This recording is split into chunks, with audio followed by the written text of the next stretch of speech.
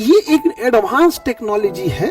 मुर्गी का जितना भी वेस्ट पदार्थ होगा वो इसमें से नीचे गिर जाएगा, शाकाहारी भी रहेगा और अंडा भी ज्यादा देगा, और बतख में बीमारी भी कम आएगी। और बतख जब पानी में चलेगा तो पनिया के नीचे वो तैरते हैं ऐसे पैरवा मारते मारते, तो ऑक्सीजन की भी पूर्ति हो जाएगी।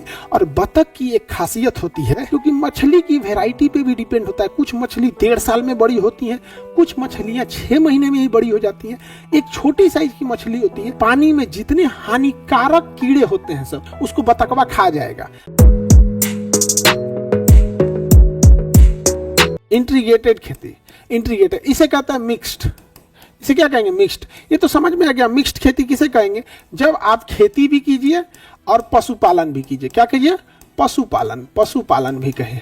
लेकिन ये क्या होता है? समेकित कृषि या खेती के साथ साथ ये एक एडवांस टेक्नोलॉजी है। एडवांस टेक्नोलॉजी के तहत एक का वेस्ट पदार्थ दूसरे के लिए भोजन बन जाता है। एक का वेस्ट पदार्थ दूसरे के लिए भोजन बन जाता है। जैसे देखो, मछली जो होता है उसके शरीर को हाई प्रोटीन चाहिए, हाई प्रोटीन चाहिए। लेकिन मुर्गी जो होती है, सब मुर्गी का जो बीट होता है, जो टॉयलेट लेटरिन जो होता है मुर्गी का, वो बहुत ही ज्यादा हाई प्रोटीन मिनरल वाला होता है। तो जब हम उसमें डाल देते हैं तो मछली जो होती है वो उसको खा लेती है। मछली क्या कर जाती है? खा जाती है। लेकिन मछली का जो डाइजेस्टिव सिस्टम है ना, उसमें से केवल प्रोटीन निकाल लेता है, केवल प्रोटीन निकाल लेता है, बाकी उसके वेस्ट पदार्थ को फेंक देता है। जैसे हम नाक से सांस जब लेते हैं तो हम ऑक्सीजन नहीं लेते हैं, विभिन्न प्रकार की गैस लेते हैं, ऐसे कार्बन डाइऑक्साइड, CO2, कोई सिगरेट पी के धुआं उड़ाया है, कहीं कुछ हो रहा है, लेकिन हमारा फेफड़ा उसमें से केवल ऑक्सीजन छीन लेता है, बाकी सबको वापस कर देता है। उसी तरह जो मछली जो होती है, जो मुर्गी बीट करती है, जो उसका लेडी होता है, बीट होता है उसका, तो उसमें से केवल मछली का जो पाचन तंत्र है केवल प्रोटीन खींच लेता है, बाकी वेस्ट पदार्थ को फेंक देता है। तो समेकित कृषि ऐसे ही होती है। जैसे आप देखिए, यहां पर हम समेकित खेती में क्या कर सकते हैं? मुर्गी पालन। कौन सा? मुर्गी,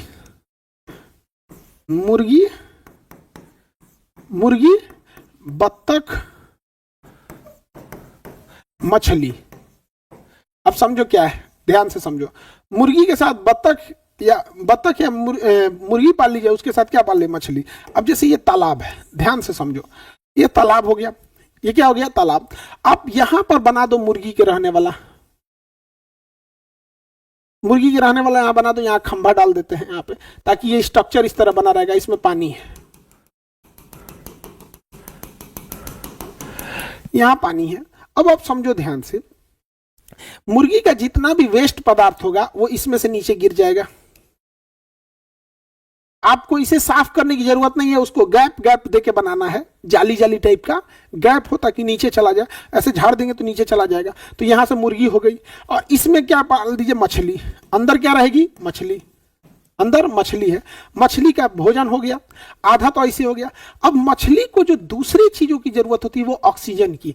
ऑक्सीजन मछली को तभी मिलेगा जब पानी में हलचल हो। पानी में क्या हो? हलचल हो। हलचल करने के लिए आप बतख पाल दीजिए। आप क्या पाल दीजिए? बतख। यहां पे बतख जो होते हैं सब ना, इसे पानी पसंद है। बतख जलीय जीव नहीं होते हैं, इसे पानी पसंद है। अच्छा, बतख में भी जो पीले रंग का बतख होता है ना, पुलिस की वर्दी की टाइप का होता है, खाकी कलर का, उसे खाकी कैम्बल कहते हैं। खाकी कैम्बल बतख जो होता है वो शाकाहारी भी रहेगा और वो अंडा भी ज्यादा देता है। शाकाहारी भी रहेगा और अंडा भी ज्यादा देगा, और बतख में बीमारी भी कम आएगी। तो इधर से जो बतख का वेस्ट पदार्थ होगा वो भी गिरेगा, और बतख जब पानी में चलेगा तो पनिया के नीचे वो तैरते हैं ऐसे पैरवा मारते मारते, ढेर सारे बतख चलेंगे सब, तो ऑक्सीजन की भी पूर्ति हो जाएगी।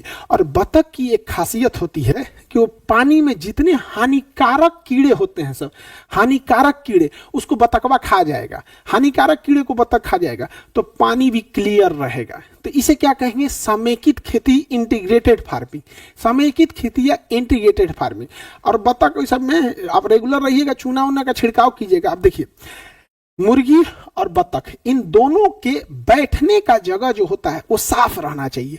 तो जरूरी है कि आप इसे हर हफ्ते चूने का छिड़काव करें। चूना नहीं छिड़केंगे तो बीमारी आएगा।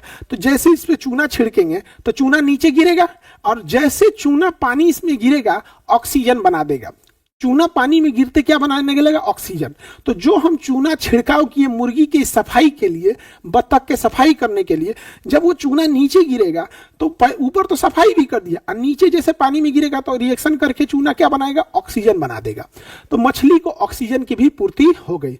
छोटी मछली को खा जाएगा। बत्तख शाकाहारी वाला ले रहे हैं या मांसाहारी वाला ले रहे हैं, इस पर डिपेंड करता है। बकलोल अगर इसमें मांसाहारी बत्तख रख देगा मांसाहारी बतख रख देगा, कुल मछलियां खा के चल जाएगा। यहाँ नहीं समझे?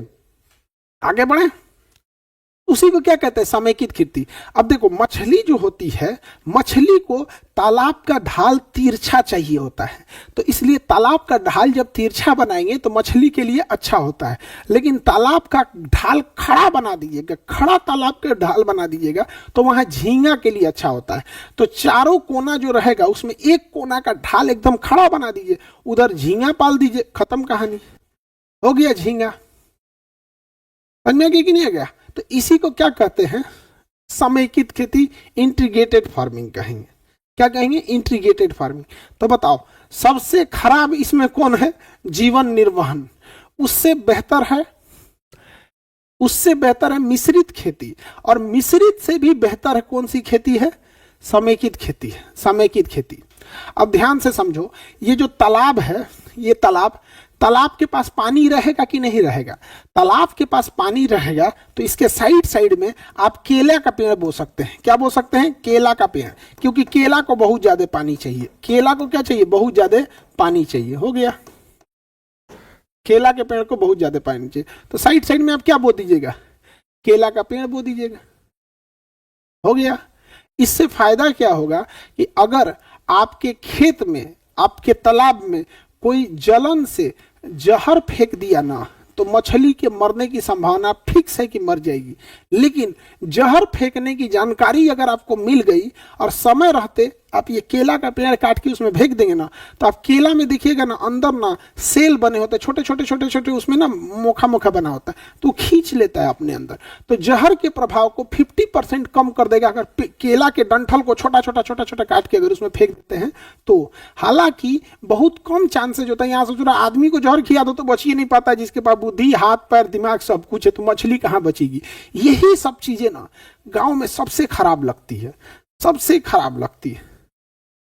सर राजस्थान में ये नहीं हो सकता? बिल्कुल हो सकता है राजस्थान में, बशर्ते, सुनिए ध्यान से, राजस्थान में करने के लिए तालाब जब आप खोदिएगा, तो जब आप तालाब खोदिएगा ना राजस्थान में, तो तालाब के नीचे प्लास्टिक बिछाइएगा, मोटा प्लास्टिक बिछाना पड़ेगा आपको तालाब के नीचे, ताकि पानी नीचे ना जा सके। इससे फायदा ये होता है, कोई भी मछली पालता है तो तालाब के नीचे प्लास्टिक बिछाना पड़ेगा, क्योंकि मिट्टी से गंदगी और कीटाणु भी आते हैं सब, जिससे मछली खराब हो जाती है, तो प्लास्टिक बिछाना पड़ता है। तो राजस्थान में भी बिछाएंगे, और इवन अगर आपको मछली पालन करना है तो उसमें भी डालना पड़ेगा, उसका एक अलग प्लास्टिक आता है, तालाब के लिए अलग जियो फाइबर आता है, उसका अलग नाम होता है। समझ में आ गया? तो राजस्थान में भी कर सकते हैं ये चीजें। तो इंटीग्रेटेड फार्मिंग। अब जैसे धान का खेत है, जब धान बड़ा हो जाए, 1-1.5 महीना का धान हो जाए, मजबूत हो जाए, तो धान के खेत में आप बतख छोड़ दीजिए। धान के खेत में आप क्या छोड़ सकते हैं? बतख छोड़ सकते हैं। तो धान के जितने कीटाणु होंगे, कीड़े मकोड़े, बतखवा खा जाएगा। उसमें आप छोटी वाली मछली छोड़ देंगे, क्योंकि मछली की वैरायटी पे भी डिपेंड होता है। कुछ मछली 1.5 साल में बड़ी होती हैं, कुछ मछलियां 6 महीने में ही बड़ी हो जाती हैं। एक छोटी साइज की मछली होती है, वो 2 महीने में ही बड़ी हो जाती है। जबकि धान के खेत में प्रॉपर 2 महीना पानी लगा होना चाहिए। आपने जो धान की खेती की है, अगर प्रॉपर 2 महीना धान की खेत में पानी नहीं है ना, तो आपका धान बर्बाद हो जाएगा। तो आप वो छोटका मछलियां डाल सकते हैं, एटलीस्ट जब तक 2 महीना में होगा और उसमें मछली आ जाएगी यहाँ पर। तो ये कई टाइप की होती है।